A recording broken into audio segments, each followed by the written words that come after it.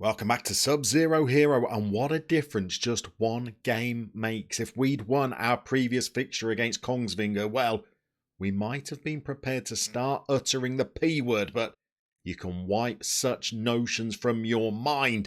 We lost this game, we were poor, but we still had enough chances to win the game. But we are a team that are facing difficulties, and we might be on the cusp of a huge capitulation in form. And today we've got our toughest game of the season.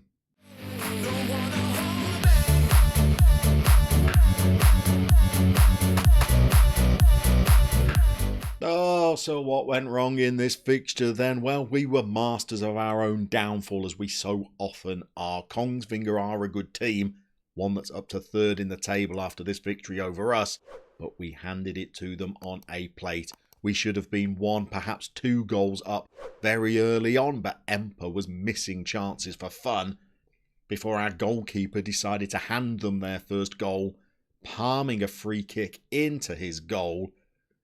And before we knew it, we were 2-0 down as our defence just stood and watched as they passed their way through the centre of us, and our goalie just sunk to his knees as they slotted the ball past him. By half-time, we should still have been level, if not in the lead, but we didn't get a goal back until the 76th minute. It was a good goal, but we'd missed far, far easier opportunities than this before Deuce and Dibwin just chipped one over their keeper. Their XG looks a little bit better than it probably really should be. The Sarli Hansen was up to his old tricks of shoving somebody over in the box, and Pedersen made amends for his free kick misdemeanours by tipping the penalty around the post to give them a better XG than they probably really deserved. But we were masters of our own downfall, and it now means that we've got 2 defeats in 3 going into 2 very difficult games. Arlesund are right there at the top of the table, 5 points clear of us. They are hurtling their way towards promotion back to the Premier Division, and they are going to be a very tough opponent for us today. And then we've got Tromsdalen in our next game. They're in the playoff places. By the time we play them, well, they might be in a position where they could leapfrog us in the table. So we've got 2 very tough games before our fixtures become a little bit more winnable. We've got games against teams that are in the lower reaches of the table. We're playing 15th place. We're playing 10th place. We've got the team that are down there at the bottom. We finish our campaign with 2 games against teams again that are in the lower half of the table. But what kind of form will we be in by the time we reach these more winnable games after we play Arlesund and Mjøndalen? I'm not really sure. We have been scratching out a few wins. We've had a couple of comfortable ones. After the last episode where we beat Brine, we did well by beating Arendal 3-1. The game against Djurgården was not quite as convincing, a 1-1 draw, before we beat Sogndal 4-0 for the second time this season. And that was probably the last time we've played well. We played Haugesund, our enemies. Ludvig Dreyer lined up for them in the midfield, and they managed to beat us 2-1. And this striker that they've got, John Wright, is absolutely electric. And if we do make the playoffs and we're playing Haugesund again, well, we're going to have to find a plan to deal with that young man, because he is good. We managed to get a 1-0 win in our next game, although we needed a header from a set piece to do it before that Kongsvinger defeat. So we're not in great form. We're not playing great either. And we're taking on the team that are running away with the league. We could have come back a little bit later and maybe shown you a more comfortable game, but we're trying to show you the story as it pans out. And well, our slide down the table looks like it could be in full force if we get beaten today. So with that in mind, I'm trialling out a slight amendment to our tactic. Okay, one of the reasons we are experiencing difficulties is that we are not putting away our chances, and there are a couple of key reasons for that. Emper is not playing great over recent games. He's missing an awful lot of chances, but sometimes he's still amassing at least good scores, whereas Jonas Hartvigsson has the full-on sulks. He's now decided that he's too big for this club and wants to be transfer listed. We've refused that and he's not happy about it. Yesterday, Vålerenga came in with a bid of £500,000 for it. We've turned that down, and I don't know how upset he's going to be about that. He's also got teams from Denmark that are interested in him as well, and at the moment he is really not putting in very many performances that are worthy of note. He's scored 1 goal in his last 8 games is that, and he's rarely getting a rating that's above a 7, and he's put in some pretty abject performances. That means that we've been leaving him on the bench or subbing him early on in the second half because he is not doing the business for us. The player we've been replacing him with has not been doing great either. This is Christian Nuts, and granted he's only got 4 starts, but he's made 14 appearances and only got himself the 2 goals. So we are lacking a little bit of firepower in this team now. And with that in mind, and the fact that we're playing such a good team, we've decided to stiffen up the midfield and play a 4-5-1 for this game. We're going to bring in Kim Herram, who the coaches think could be at least a 4-star ability player, potentially even a 5-star ability. Granted, his attributes don't look great at the moment, and it's not like his personality is perfect when it comes to developing youngsters, but he's not a million miles away from being a decent player. I mean, his first touch is pretty good. His teamwork and his work rate are decent for a midfielder. All of those physicals look like they could get into double figures in a year or so. A lot of these mentals are looking pretty good as well. Maybe the flair is the only thing that for a central midfielder he is way down on. We're going to put him just in front of our back 4 today and see if he can just patrol this area in front of the defence and help us out against a team that are likely to be doing a lot of the pressing. It means that we can allow Deuce and Ibsen a little bit more of an attacking role in that midfield. This guy's a ticking time bomb. I don't know how much longer we're going to be holding on to him. He's already been to see me to say he thinks he's outgrown the club and needs to move on. Our captain was able to intervene on that occasion, but I think he could be one that, again, is agitating for a move pretty soon. It does mean that we're probably going to be relying on maybe set pieces as our chances for this afternoon, which is why we're going to go as Empa as the lone frontman. Jumping reach of 17 and a height of 6'7". He's getting stronger, he's getting better physically all round, and he's got an average rating this season that's now a 7.3, so maybe he can be the lone frontman for us today. I fear that this could be a big defeat. I would take a 0-0 draw right now. Anything that leaves us in second place at the end of this game has got to be a good return. I fear this could be the beginning of a bit of a difficult period for us.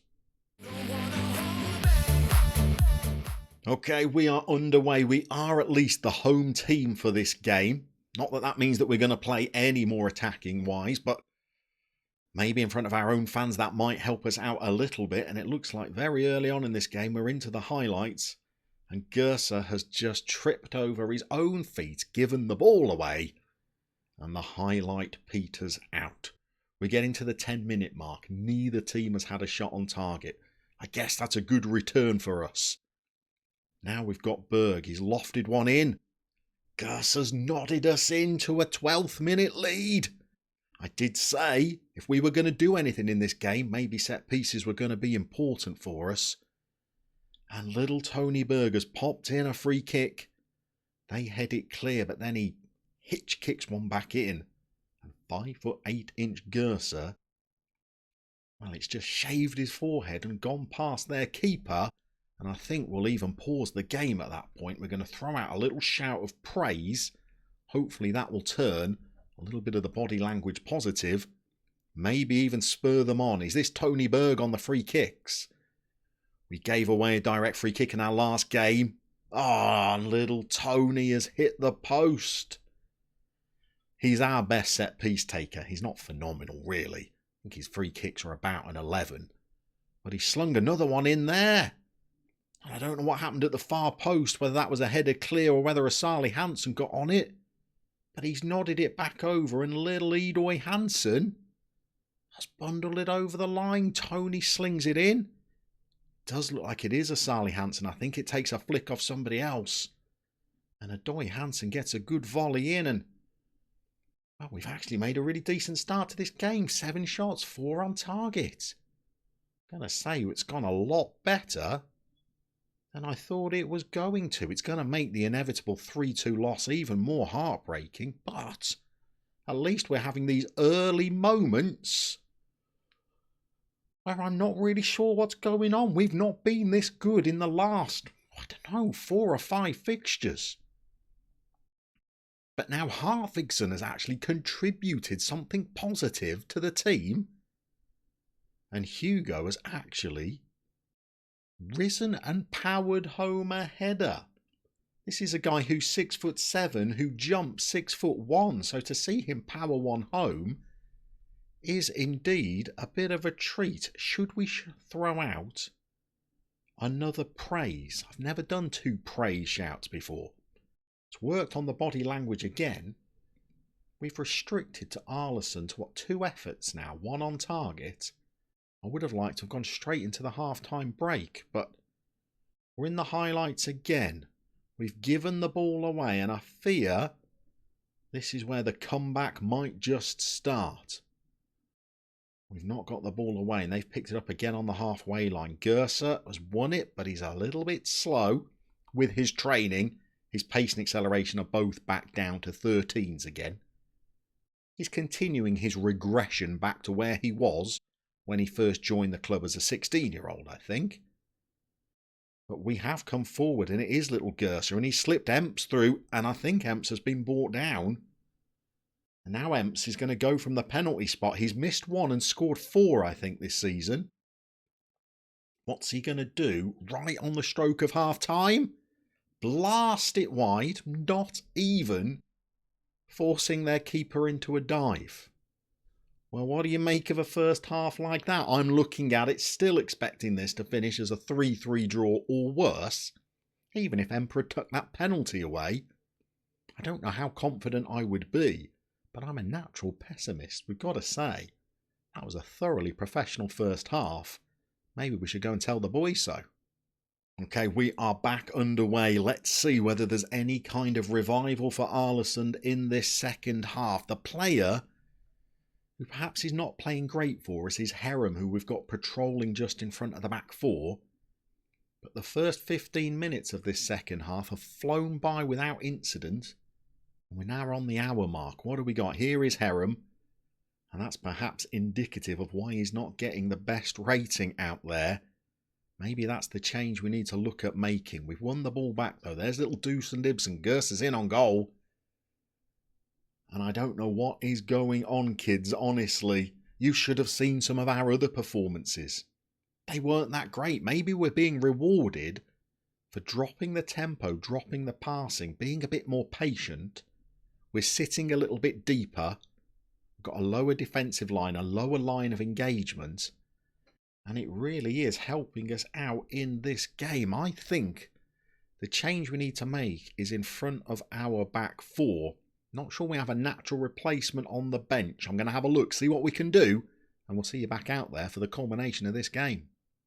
Okay, we've actually made 2 subs. We have taken Herram off for another young midfielder, and we've given Gerser a rest as well because he was starting to look pretty tired. And for the end of this game, well, I think Emperor is the other player that needs to come off looking at his fitness. Oh, Pedersen has saved one right on his line there. I'm always worried they're about to moonwalk into the goal. We're going to wait until the 80th minute, and then I think Emperor is our final change. We're there, and I think we're going to bring on Knutson just to some fresh legs up front. We've got Schönerson that we bought on for Gerser. He's pacey.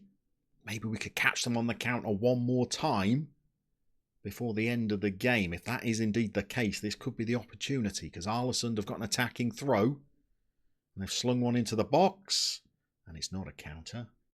It's an opportunity that they've wasted. We're into the highlights again. I also think maybe, and unashamedly, even at 4-0 up, we might just protect this lead by throwing on a little bit of time wasting. We've already got the low tempo and the short passing. Maybe we need a bit of time wasting as well. Knutson runs into the back of his opponent. We've got the ball back though.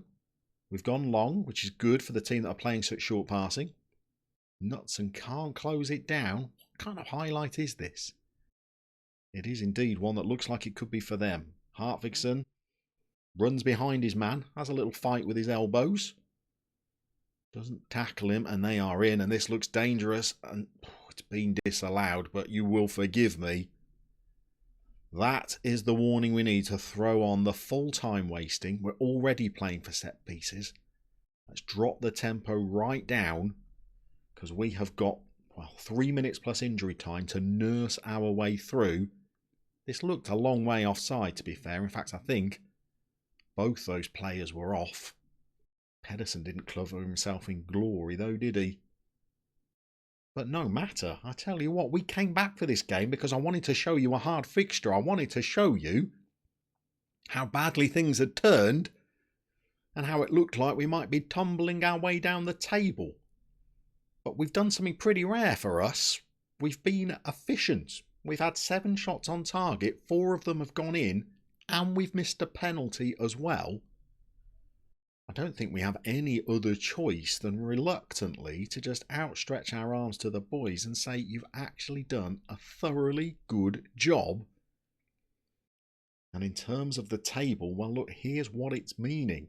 Everybody's played 20 games, 10 to go for everybody, 30 points up for grabs. We're 5 points clear. We're not looking up the table. Let's forget that right now. We are firmly looking down the table. And we've got a 5-point gap. I think the thing to do is now to go off, play a few more of these fixtures, and bring you back once more when we have thrown it all away in Sub-Zero Hero.